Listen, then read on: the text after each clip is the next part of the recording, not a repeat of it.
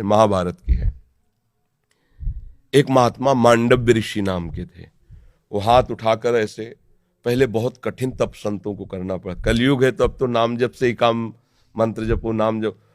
दाहिने पैर के अंगूठे केवल पूरा शरीर का भार रखकर हाथ उठाकर मंत्र जप रहे थे। उसी राज्य में कुछ चोरों ने राजा के यहाँ चोरी की, राज कर्मचारियों ने पीछा किया, उनके आश्रम में गए और आश्रम में छुप गए, इस भाव से कि महात्मा के आश्रम को देखते ही राज कर्मचारी वापस चले जाएंगे कि यहाँ कैसे चोर छुपे हों। पर उनकी दृष्टि पड़ गई घुसते देख के। अब वहां गए तो माल सहित पकड़े गए। तो उन्होंने सोचा कि महात्मा ने ये नाटक कर रहा है, चोर रखता है और चोरी करवाता है। तो उसी अवस्था में मांडव्य ऋषि को भी ले गए और राजा के सामने पेश किया कि समस्त चोरों को पकड़ लाए तो उनका सूली की सजा दे दो। सूली की सजा बड़ी भयानक होती थी। एक भाले जैसे यंत्र में ऊपर से सीढ़ियों से ले जाकर उसे छोड़ा जाता था, गुदा द्वार से वो जितना घुस जाए भाले जैसा, अब उसे में टंगा है।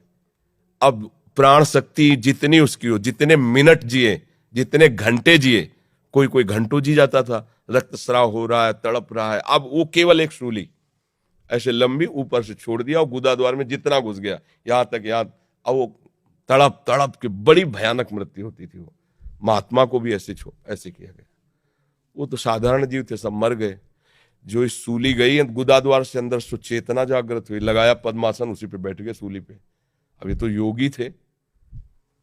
अब वहां बधशाला में तब जाया जाता है जब दूसरा कोई राजा है, तो 2-4 रोज तो हो ही जाते थे अपराधी।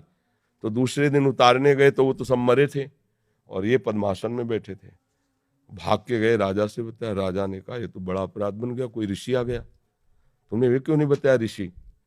अब आगे गौ करके, ब्राह्मण करके मर्यादा थी कि गौ ब्राह्मण सामने है तो दया कर देते थे ऋषि जन, फिर साप नहीं देते थे। पहले बड़ा पावर मंत्रों का होता था।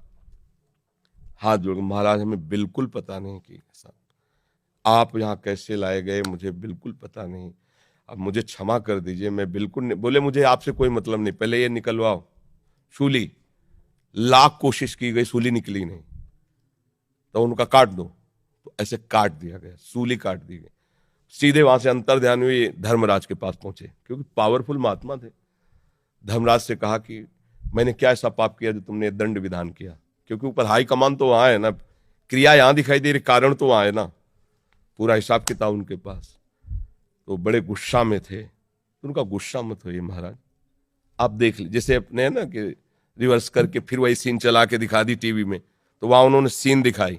ये 8 वर्ष के बच्चे हैं, खेल खेल में तितली को पकड़ा और उसकी गुदा के द्वार में बम्बूल का कांटा डाल दिया और छोड़ दिया।